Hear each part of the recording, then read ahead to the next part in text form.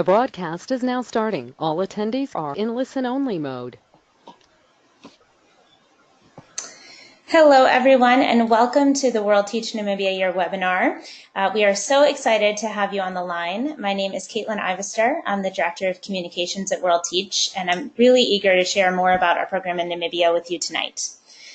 So tonight we'll be discussing some training topics, placements, culture, and the volunteer experience in the local classroom in Namibia and in the broader community. Amongst our listeners this evening, we have some new applicants, those who have just been accepted into the program, and others that are interested in learning more about WorldTeach in Namibia. And we also have a distinguished panel made up of a Namibia alum and the current Namibia program director. The current Namibia program director will be in and out a little bit of the webinar. He has 2 meetings he's juggling at this time, but he really wanted to be available just to share his insights with you guys and let you know more about his experiences. So first, before we introduce our panelists, let's go over our agenda. So we'll spend a few minutes meeting our panelists and learning a bit about their backgrounds, and then we'll get into some of the topics of discussion that you see listed here. Think of it as your journey through the program and what to expect and what to prepare for during your time in Namibia. This will include arrival, orientation, day-to-day life in your placement, immersion strategies, the volunteer experience in the classroom, and lots of other topics. And finally, we'll go over the application process, qualifications and deadlines, along with program fees and support. And then at the end, we'll dedicate time to questions and answers with our panelists. Throughout the webinar, you can submit questions through the chat function that you should see on your screen. We will wait until the end, though, to address them as a group. But if at any point you're having trouble hearing me or if any technical issues are going on, you can also feel free to just give me a chat there and let me know that something would need to be fixed, or jump in with any questions and then we'll address them at the end. So for now, let's continue on and have our panelist introduce herself. So from here on out, she'll be the star of the show, telling us all about her time in Namibia.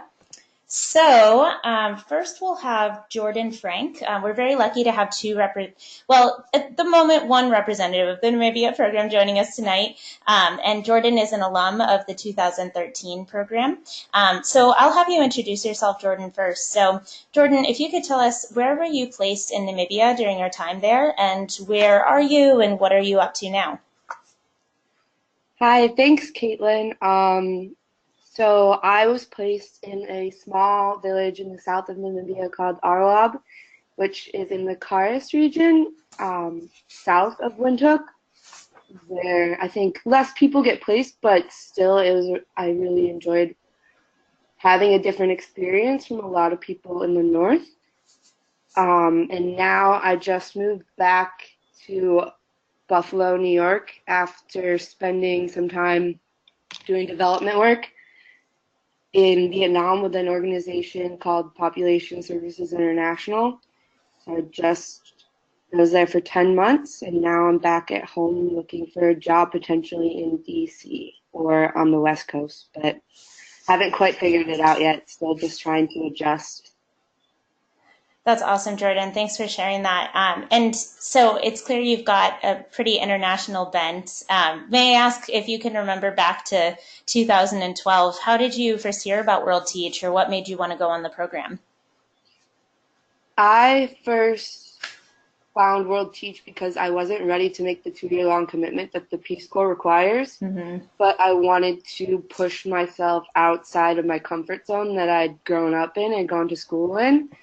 So that kind of is what drew me initially to WorldTeach. And then there was a booth somewhere on my undergrad campus where I learned about the organization. And I think what I also liked is that WorldTeach works with the Ministry of Education in each country that it works in to fill positions that wouldn't otherwise be filled, which I think is really important when it comes to working in other countries, that you're not displacing the existing community or people who work there and are trying to live their lives as well.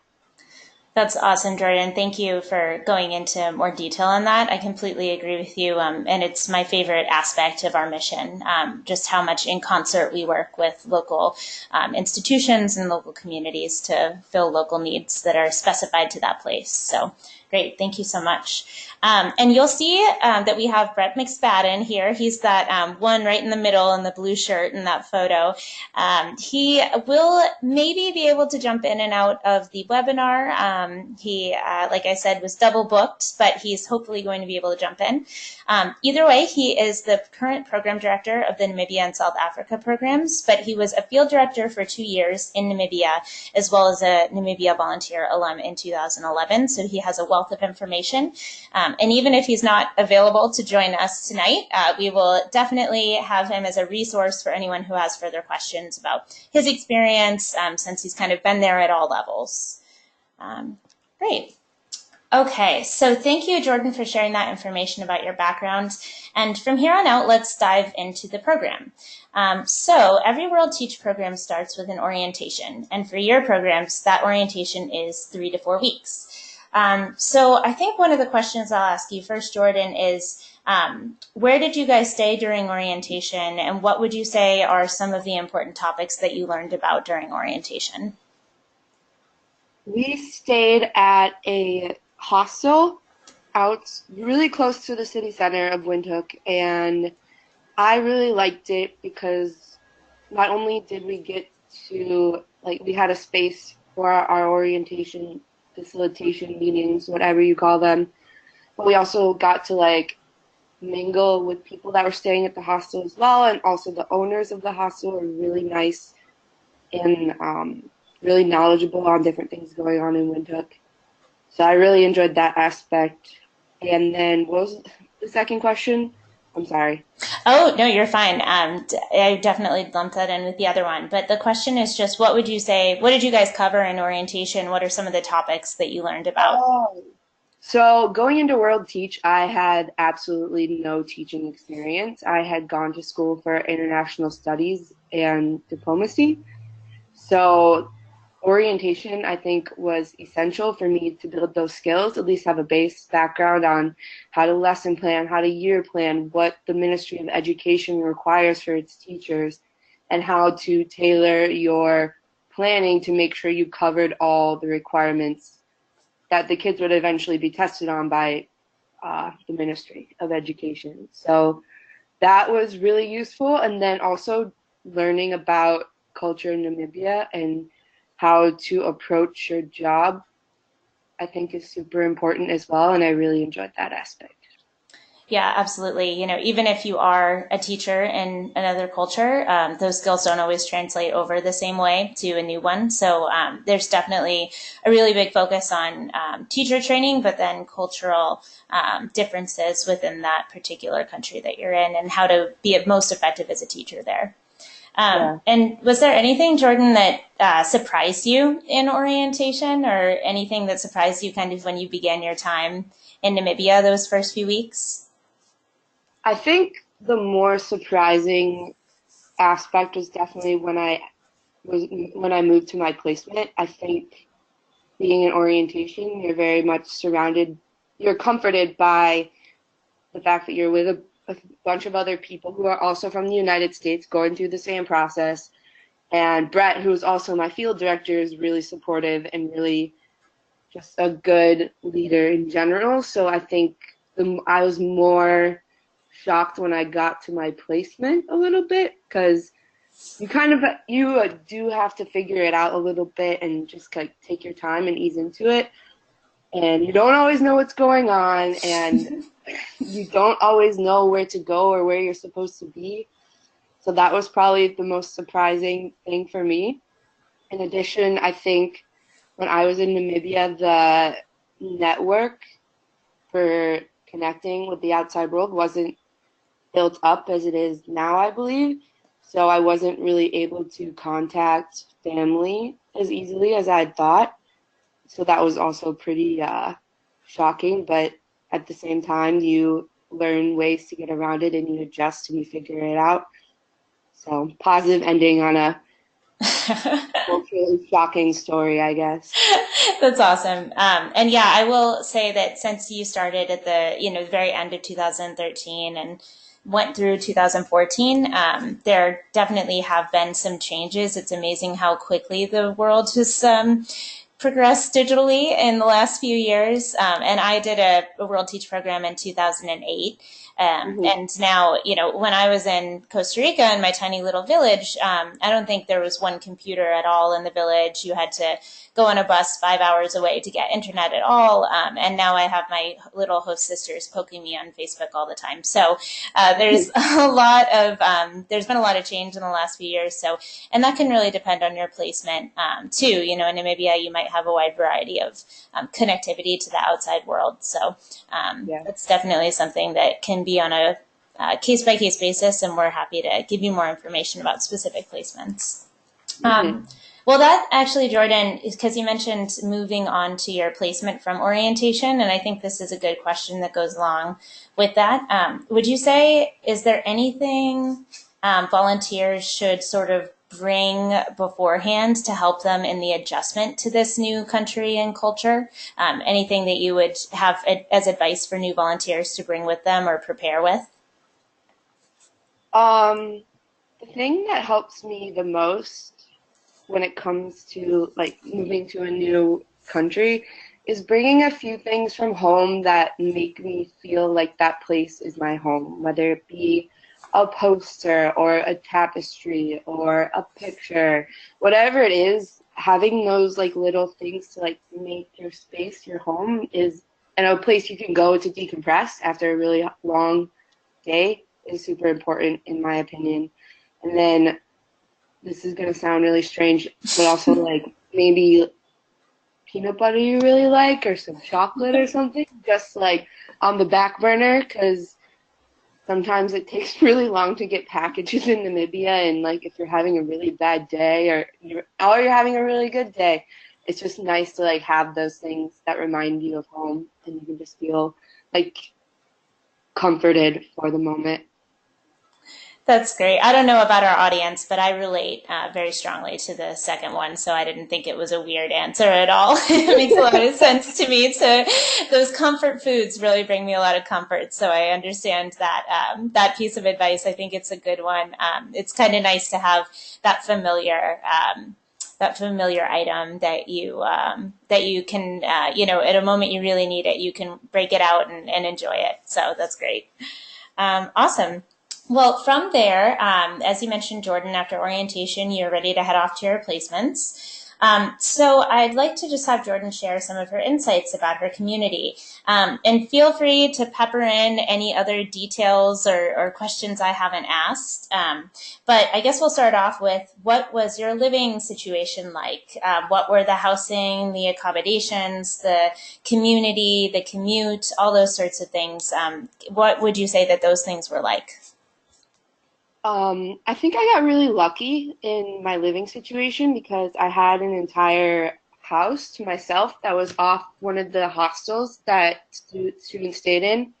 It was like a 25-minute walk to school, but all of the kids walked at the same time, so I never got lost. But I did really enjoy having, I was lucky in that I had my own space that I could not be a part of the hostel sometimes, which was nice. But in general, I think if you create those boundaries, then people generally respect them. The commute to and from so the thing about the South is that it's very different from the North in that things are much more spread out and not as well connected via like taxis or minibuses. The North, very much, there's a lot of people condensed into a small area, so it's easy to jump, not easy, but to go from village to village, it's well connected. Versus in the South, it's 2 or 3 hours to the village, and the next village is another 2 or 3 hours another way by a not so great gravel road, which I heard has been paved recently. Anyway, moving on.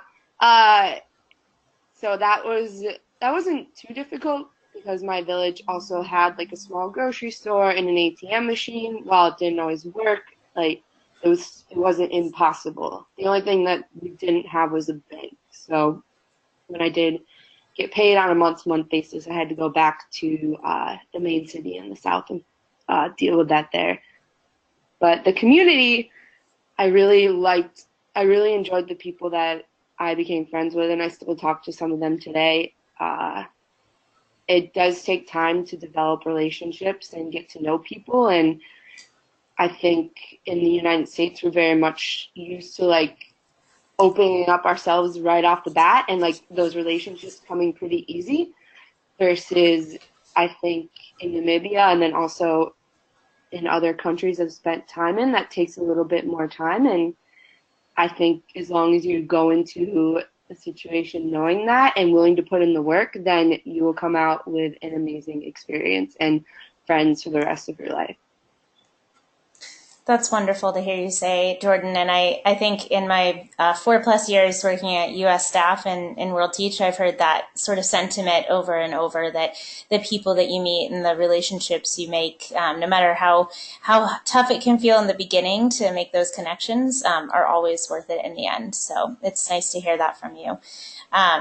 And so what would you say was sort of your typical diet or some of your favorite food that you had in Namibia? Ooh. Tough to choose. Yeah.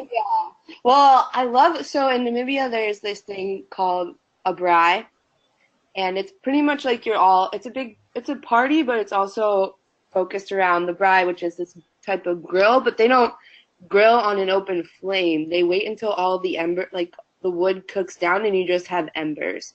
And then they cook goat and chicken and beef, and then they like make these things, they make like rolls on the grill too, and then they serve salads like pasta salad and potato salad with it. And those dry experiences, not only is the food like really good, especially if they put a particular spice on it, but it's just a really fun experience, and it happens on a regular basis everywhere in the community, especially at the end of the month when everyone gets paid.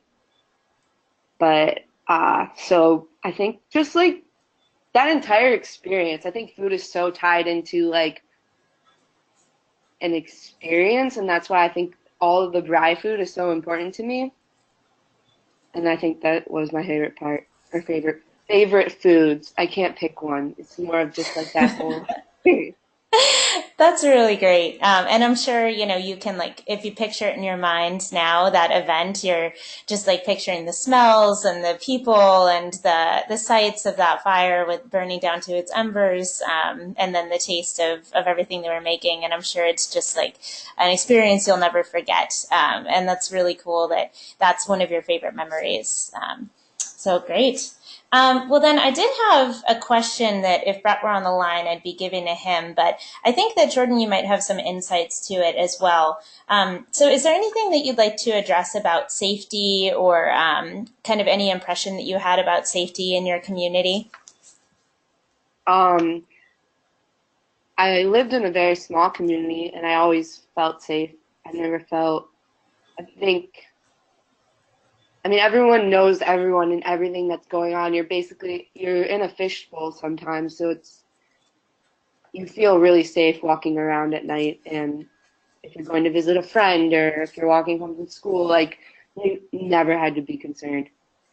The only thing is like small petty theft, so just like locking your things up and making sure you keep an eye, if you bring your laptop, making sure you keep an eye on it. That was the only thing. It didn't happen to me, but I knew other people that it happened to. Yeah, absolutely. And that's good advice in any of our programs. You really just always want to be watching out if you're in a new place. And especially if it's new to you, you might look like it's new to you. And so you could kind of be in people's line of vision a little bit more that way. So you just want to really get to know the feel of the land and follow that basic common sense safety techniques anywhere that you are. Yeah, absolutely. Great. So thank you so much, Jordon, for those insights. And let's spend some time now talking about the best ways to fully integrate into your new home and adapt to this new culture. So we'll start off with you, Jordon, by asking, how did you get involved in your community? How did I get involved in my community? I started a girls' club with another Cool. teacher at my school where we would have girls mostly between grades 7 and 10 come and hang out after school, talk about. We did yoga together once, and we had like a movie screening once, and that was a really good outside of school activity. I didn't personally attend church, but I had a Peace Corps volunteer in my village as well, and she used to go a lot, and that would always be helpful. And then like any events, like there's always like soccer games that a lot of people in the community attend, or weddings are always fun to go to, especially in other countries. It's always fun to see how they do it. Um, and those were probably the biggest events that are the ways that I got involved, or I know other people got involved the most. That's awesome. You did get to go to some weddings when you were there? I did get to go to a wedding, and it was awesome. That's so cool. I do She think dressed that's up such and a wore neat the way. most extravagant colors, and I don't. Well, so in this, it's just really it was a lot of fun. It's always fun to go to a wedding in a different country. That's really cool. It's a great bucket list item to have. That's awesome. Absolutely. Great. And how would you, so those are some awesome suggestions for community involvement. How did you generally spend your weekends? Was it kind of locally in your community, participating in those things? Did you mix it up and go anywhere? So like I said previously, I was pretty far cut off from the main town. It was a 2 hour drive, and it cost money to go back and forth. So it wasn't as well connected as some of my friends in the north were. So I did stay in my village a lot. I I would I think it was one of the most difficult things to get used to there is the pace of life is a lot slower here or there than it is in the United States. So I think on the weekends here we're like tend to do a lot of things, like you go out and you do this and you do that, versus on the weekends there it was like, oh, get up, hand wash my laundry a little bit, watch something, make food, maybe participate in an event, maybe like hang out with some friends. Or like I said, I was really lucky and had a Peace Corps volunteer in my village, so we really got to know each other. But it was very laid back and relaxed, which eventually I got used to and ended up loving. But at first, it was also a difficult adjustment to that as well. Yeah, I think that is something I've heard a few times as well, and that I personally experienced when I was with WorldTeach in Costa Rica. I had never lived in such a small town before, where you didn't really have plans all the time, and people really took a lot of enjoyment in kind of the stillness and the peacefulness of just relaxing with the people around you. I hadn't really learned that skill, so it was a very enlightening summer for me. And I thought while it was difficult to adjust to at first, it was really rewarding in the end. And I have a feeling that your village was kind of set up the same way. Yeah, absolutely. And I really, it's hard to adjust back to that faster pace of life as well, because it was more, everyone's more focused around like just hanging out and talking with each other and not doing anything per se, just like sitting in a room together. No TV, no nothing. And that I really got used to that. Wow. Yeah, I think that's something that you would start to miss when you're outside of it. It sounds very fulfilling. So thank you for sharing that, Jordon. That's wonderful. And I think you've already answered this question pretty well, but I'll ask it just to see if you would add anything else to it. What would you say are some things volunteers should know about Namibian culture that would enable them to maximize their immersion inside their volunteer community? Um, so like I said before, the slower pace of life, that doesn't just mean like social events. It means everything. Like everything just moves at a slower pace, whether you're trying to work in school or you're trying to work on organizing a community event, or you're just trying, or just like the day-to-day life things that moves at a much slower pace. Um, what other things? I feel like I covered like the really important ones, like really taking like being patient and putting in the work when it comes to relationships with people in the community. I think it's also really, just coming from a general international development background, it's really important to just sit back and listen, I think, and watch and observe how people do things and how things are done at your school, things are done in your community, and like in general, how people go about their lives. I found that to be really useful.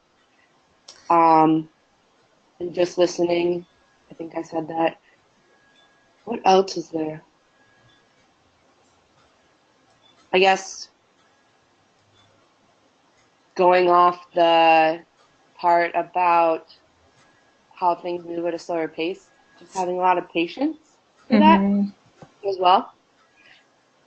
And frustrations are going to come no matter what, but I think if you're reflective about why you were feeling upset that day and you look back on it, it's important or to acknowledge that that came from a place of you expecting something to move a certain way or be a certain way, and it wasn't. That's such great advice, to really look at the reasons why you might be feeling frustrated. In particular, it'll ebb and flow. Some days might be more frustrating than others, and other days you might absolutely just be completely in love with the way things are done in your community. So it's also good to expect that kind of up and down and kind of valley and peak that you might expect. And that comes along with just any kind of culture shock experience. And that's something that WorldTeach really does a good job preparing volunteers for and letting them know kind of what to expect when it comes to culture shock in their new placement.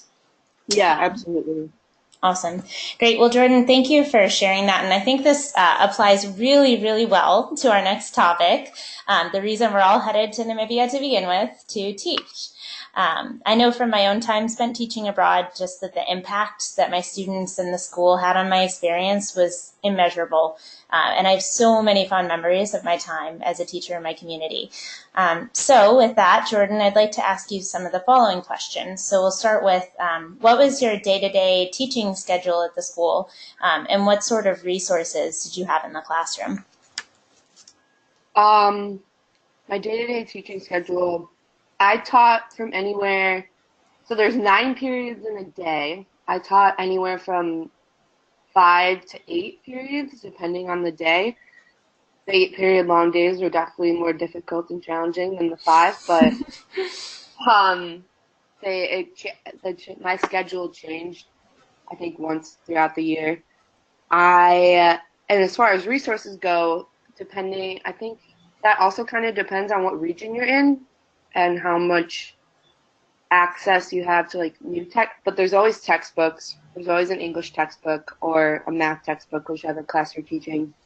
And then if you're teaching science, I believe they do have some materials for you to conduct experiments with the students so they can learn or gain that like critical thinking, scientific method knowledge. But I definitely had to come up with a lot of resources myself as far as like trying to get creative in the classroom, which was challenging, but also I really enjoyed it as well. Like trying to find new activities or like picking up some like hard paper or folders at the shop when I was in town, and just like small little things. When the schools don't have a lot of resources, you get really creative, but in a really awesome way, not only for like your personal development, but also in a really engaging way for the learners. So, and while the resource, like what we identify as like typical resources you have in a classroom, you don't necessarily have all of those at your disposal. Mm-hmm. You do have a great resource of other teachers as well, and what have they done? What's worked in their classroom with their kids? And I think the more you talk to your colleagues and learn about what works for them and what doesn't work, consistency throughout all of their classes is going to be super important as well. So there's a lot of ways to offset maybe not having like a computer in every classroom or a nice new textbook for every learner.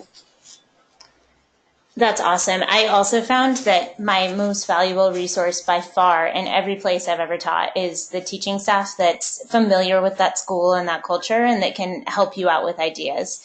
I would definitely suggest, maybe not the first few weeks, but as soon as you feel comfortable, maybe talking with the teaching staff at your school and asking if you can observe any of their classes during your free time. That was what I did when I was having some trouble kind of with some cultural challenges in Chile. I was teaching in Santiago, and it completely turned the experience around for me. It really helped for me to, A, make friends with other teachers so that I could request that I work with them a little more closely, and then B, to also see how they would interact with students in the classroom and kind of maybe see what kind of cultural nuances I had been missing or what strategies worked really well due to the resources we had for them. So I don't know if you got the chance, Jordon, to maybe step in on any other teachers, but I would definitely recommend it to any volunteers because I think it would help you a lot, and it certainly helped me. I think I did observe classes with other teachers. I don't remember exactly what or when, but I always went to my fellow teachers when I was having issues. Mm-hmm. There was, especially the ones who had the same grade 7s and grade 6s as I did. I was always talking to people about which learners I was struggling with, what they had found works with them, and yeah, my other teachers were a huge resource. That's awesome. That's really great to hear. And we have a question too from the audience that fits in really well, I think, right this moment. So, what would you say? What would you recommend, Jordon, bringing? Or I guess the question is, would you recommend bringing school supplies with you? And if so, what would you suggest that people bring? Um, I think that kind of depends on what you prioritize as far as your checked bags. Good point. Only get a certain amount of like pounds, and you do have 3 weeks when you're in Windhoek to not. You do have free time in orientation, so you can go out and purchase school supplies at the mall and the shops there. So as far as stuff from the United States that might not be there, like I can't like unless you like want to bring unless you're teaching math and you maybe think like a calculator would be useful, like a nice calculator would be useful, but what I can remember for English teaching, there was nothing that I really brought with me from the US, but maybe when you're moving from your orientation to placement, I think it would be good to like maybe bring like harder placards to help you learn the students' names, and like making name tags is always a good beginning activity.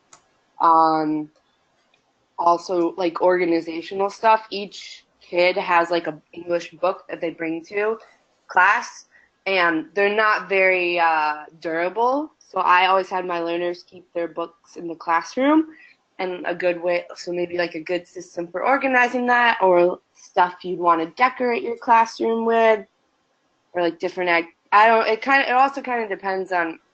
It's hard to like come up with hard ideas because I don't know what anyone's going to be teaching, and also if you've taught before. But I think it's best saved for when you're in orientation and when you're going through example lesson plans and you're thinking about how you want to start the year off, and then going and purchasing a few things at the stores in Windhoek. Because carrying school supplies when you want to bring enough clothes for the winter and the summer, plus other things that make you feel like home, you're going to be hitting the weight limit. That's my That's really good. Thanks, Jordan. It's very practical advice, and I think it's excellent advice for everyone here. So thank you so much for that. And I have another question for you. Beyond resources and kind of the more practical aspects of teaching, what sort of cultural challenges did you encounter in the classroom? I think the hardest for I think the hardest thing for me personally was that I didn't start off the year on a very like strong, firm note. And the kids immediately picked up on that weakness in me and saw it as a thing they could take advantage of. So discipline was always a struggle from that on out. So I highly recommend when you go into that classroom, you walk in and demand respect and carry yourself in a way that's going to make them a little bit afraid. That's bad. But I just think the more you assert yourself in the classroom from the get-go, the less likely you are to have problems down the line. So there was that. And then in general, my placement was not, well, the parents didn't always live with the kids because of the way that like the South is set up in general. Parents were living on farms and working Monday through Friday and had no contact with their kids. So sometimes there was a lack of discipline in the home as well. So then having them come to school and having to like demand a certain level of discipline in the classroom when they weren't getting it at home at all was a challenge for sure. And I think that kind of also contributed to discipline being my main issue. Oh, yeah, absolutely. That definitely sounds like a challenge. And so were you able to have contact with the parents frequently? It sounds like it would be difficult. It was hard to get contact with the parents, especially when kids were causing problems, but thankfully I had, like I said before, I had a lot of awesome colleagues who really were supportive, and whenever I was having an issue, if I couldn't personally get in contact with the parents or the people involved in the situation, the principal was very good about bringing the parents in, talking to them about it, like asserting authority and trying to solve the problem in school and in the classroom. That's great. Thank you. And we have two new audience questions. So one is how many students are in a typical class? And then two is how proficient were the students in their English skills? For the size of the classroom, I think my smallest class was 25 and the biggest was 33. I will, not all of them showed up every day or weeks at a time sometimes.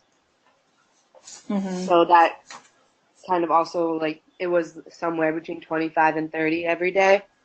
And then as far as their proficiency, it was very wide ranged, I'd say. There were very high level kids who could make sentences and write paragraphs and read stories, and you could tell that they had a lot of skills. And then there was like a middle group of kids, and then there was the lower kids who really lacked a lot of proficiency in English, especially when it came to writing. So that was hard to manage because it was like two very small groups at the bottom and at the top, and then most of the kids were in the middle. But to entertain the kids who had a lot of English skills and then kind of work with the kids in the middle and then really work with the kids at the bottom required a lot of like time management and thinking ahead of my lesson plans. That's great, Jordan. That's just the eternal struggle, I think, of any teacher. There's always just something you can learn about managing a multi-level classroom and differentiating instruction. So that's really valuable insight, and thank you so much for sharing it. So just to keep on our time schedule, I'm going to skip ahead to the next topic. I saw there was another question, and we can come back to that at the end. But for the moment, we'll just skip on. And thank you again, Jordon, for sharing those experiences. And I know that it can be really tough to try to sum up such an indescribable and transformative year in a few words, but we'll try to do our best. And I think I'll ask you some questions about how your experience in Namibia impacted you. So let's start with this. What would you say were some of the challenges that you encountered, and how would you say you overcame them?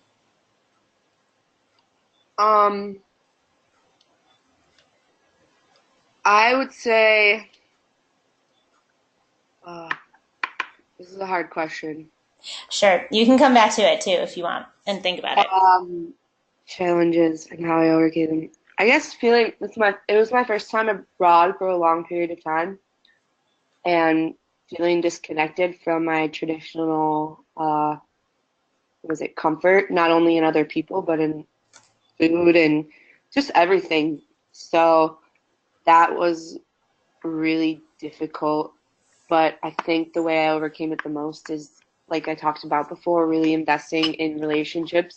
And you don't have to be friends with everyone, and you're not gonna really enjoy spending time with everyone, but once you do find people that you click with, I highly recommend taking time to get to know them and building those relationships with colleagues and with people outside of school as well, because when you are only friends with teachers, it's hard not to talk about the classroom all of the time. That's very true. And then I think the other thing was the discipline in the classroom was really difficult for me. I know that I didn't have the same issues that a lot of other people had. I think my placement was unique in that sense. But I literally researched and Googled every type of for different ways to do classroom management. I did like a reward system and like a point system, and then I tried just doing rewards on Fridays, and then I got another teacher involved, and we would both do it on the same day. And if any of our students had misbehaved in either of the classroom, we would get together and be like, "Oh, we're not doing it today." That's great teamwork. I love that. And I just came up with I just did everything I could.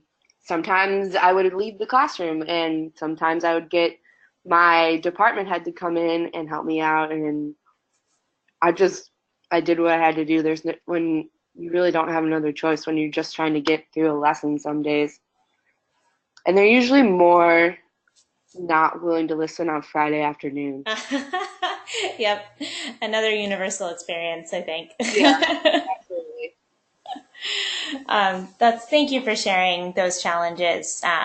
It really is, I think, going to be so valuable to the people listening to hear your experiences and then kind of implement your wisdom in their own. So my next question would be, what would you say are some of the most vital skills or perspectives that you took away from your experience? I think like I talked about before, I think I had a lot of expectations about how things were going to go and how things were going to be. And then when they weren't like that, I got really frustrated and upset. Mm-hmm. So I think it's really important to go into your placement with an open mind and an open heart. Those, I think, like after I really felt like I had made some very poor decisions that impacted how the community viewed me sometimes based on like those frustrations I was having with the differences in culture. And that's why I'm then moving forward in my life and my career have tried to implement that thought process and that perspective every time I go to another country, just like I was saying before, sitting back and listening and learning and not having not having expectations for how it's going to go, I think are the most important things that I've taken away from that year.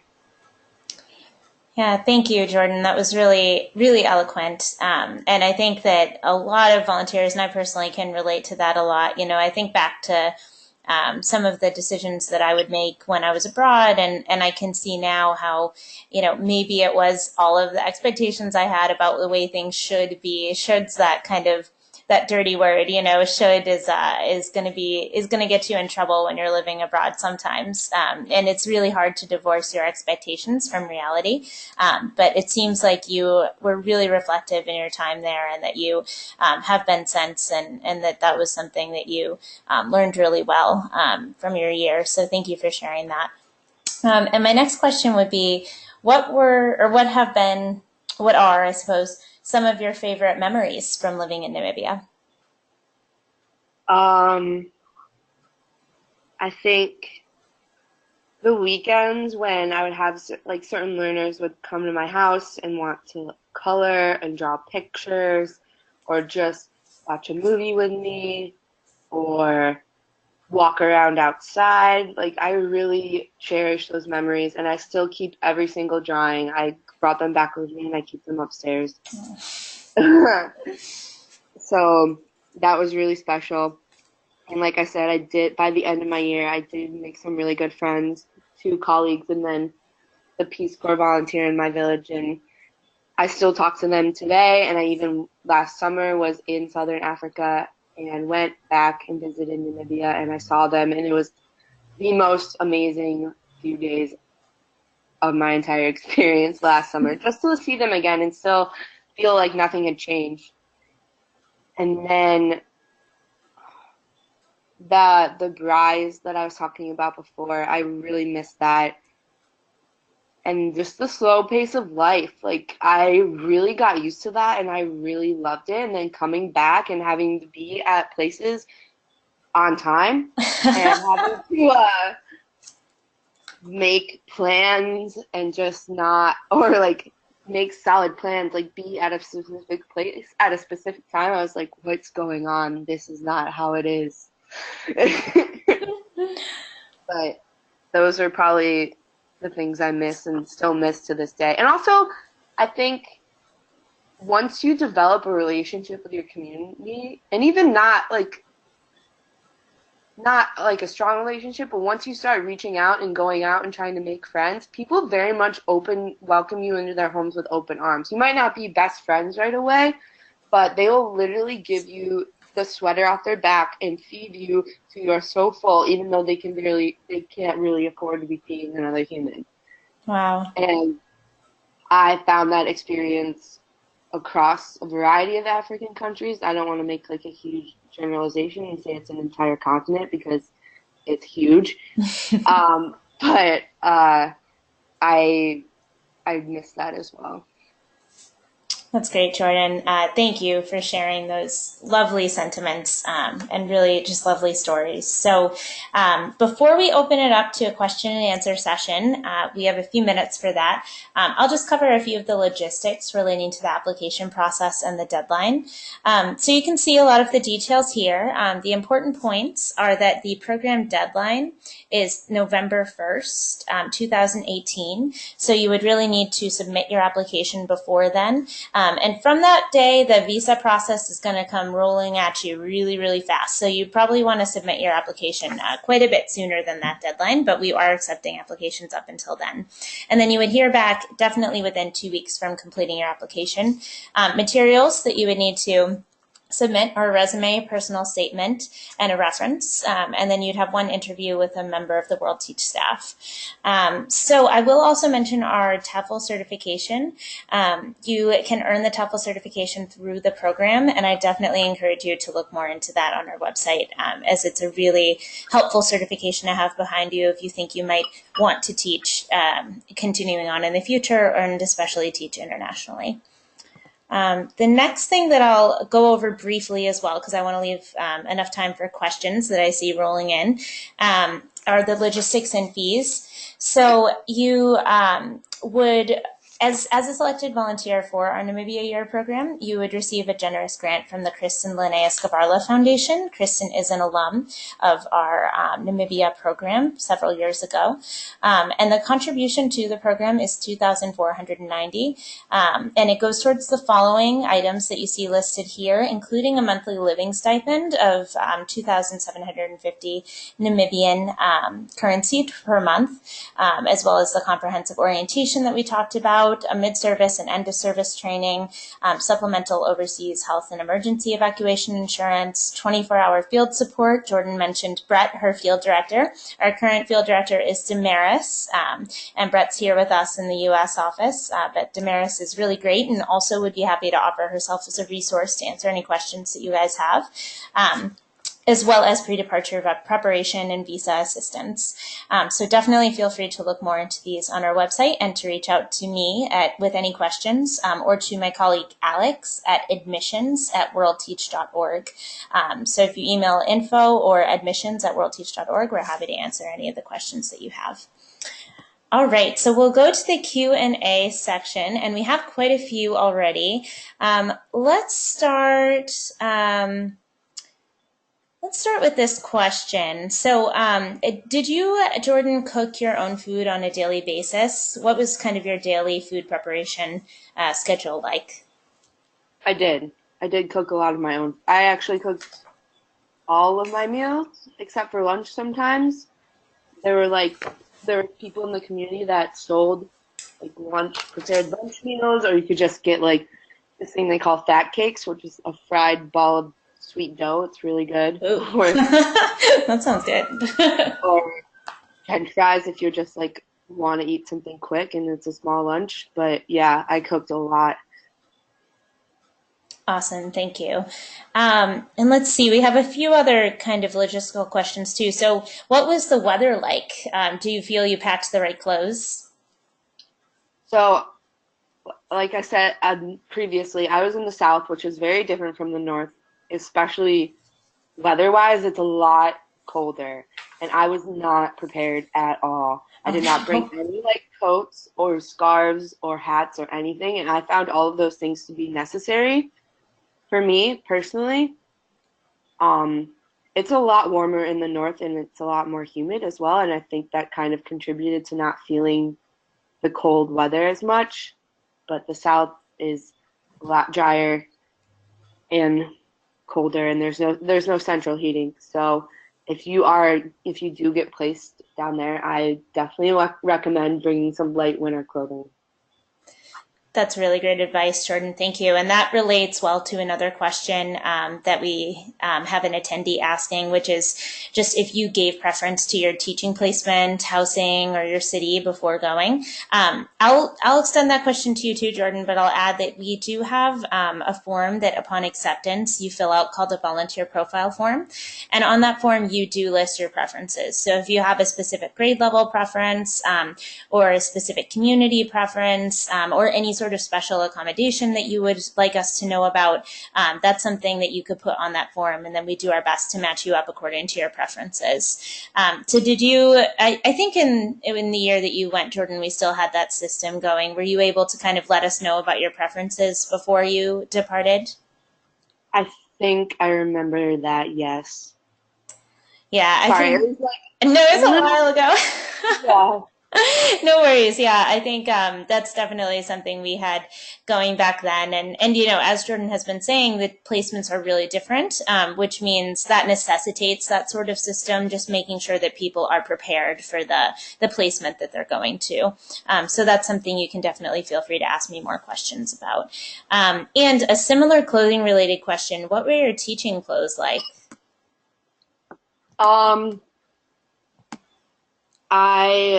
My teaching clothes, it wasn't like too intense of a dress code, but I did try and what's the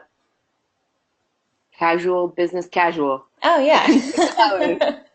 I think I had like I brought a lot of dresses and skirts, but I think it's probably different for boys. But girls, the dress and skirt situation is nice because you can dress it up and dress it down. And then like when winter came around, I actually had my mom send me a huge package of winter clothing. So I had a few pairs of nicer dress pants and then a pair of flats to wear to school. And That's then great. I think, yeah, nothing too intense. I'm glad that you got some warm clothes in the end. I was wondering how you dealt with it. I think it's always a shock if you don't expect the cold, and then it all of a sudden is entering winter. So we have two more questions currently, and I think we have a moment or two still to answer them. So we do have one question from an attendee asking, I know you mentioned, Jordon, that discipline and I think this is true for any teacher, especially first-year teachers. Discipline was one of your biggest challenges, and that's something you did a lot of research on and preparation for, and sometimes it was a cultural challenge as well. So the question is, did you see or experience any caning at your school or any sort of use of domestic violence, or excuse me, not domestic violence, corporal punishment at your school? I did, yes, see it. But also that was 5 years ago. And also, I don't know how much stricter. It was illegal at the time, but things could be changing in Namibia as far as the methods through which that is talked about, and also not, what's the word? I can't think of it. It was nothing crazy, just like sometimes I saw kids get hit with a ruler or an eraser, but nothing really intense. Not that all of it isn't bad, just Right. it is part of the culture very much. And I think it also depends on, again, like you were saying before, it depends on your placement. Some principals I knew or had heard, they were very strict about not allowing that at their school. So it created a much more safer environment when it came to that stuff. But I don't want to lie and say that it's not real, because it did exist there. Thank you, Jordon. That's really just such helpful insight for us to hear. And it's something I'll add on my own kind of perspective as a member of the U.S. office. It's something that we do discuss here as a staff with field staff. And Namibia is not our only placement where this does come up as an issue. It sometimes comes up in other places as well. And so it is a topic that we not only discuss our kind of reaction to here, but also ways in which we're going to incorporate it into training in the program, and ways that we're going to discuss how to deal with those sorts of situations if you do run into them, and just sort of the expectations and advice to help you navigate that sort of scenario, because it probably is very much outside of most people's experience who are becoming volunteers at WorldTeach, and it can be tough to know how to handle it. And that's something that we really want to try to prepare you for within the training.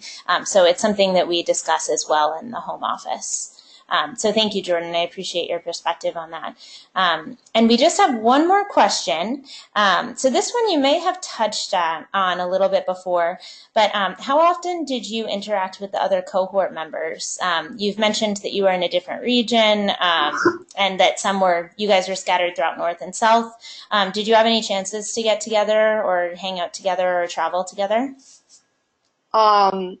As far as the entire cohort goes, I only saw everyone together during mid-service and end of service. And then the first holiday that we got in May, I think it was like 3 or 4 weeks long. It's a really long holiday. And I went on a trip through Botswana, Zambia, and stayed in Malawi for a week. And that was an amazing trip. I will never forget that for the rest of my life. But then on the day-to-day basis, I did have a married couple that was like 4 hours away from me, and sometimes we would meet up. We were like 2 hours away from the main town in the south called Kietmans, and we would meet in that town sometimes, but not like it's really different in the north. Like they met up on the weekends way more often than I saw my other people in my cohort who were living in the south. It was just easier to get from place to place. Their taxis were available. And then you also get to know the Peace Corps volunteers around as well. So that also helps with the adjustment and talking to people who are going through the same experiences as well.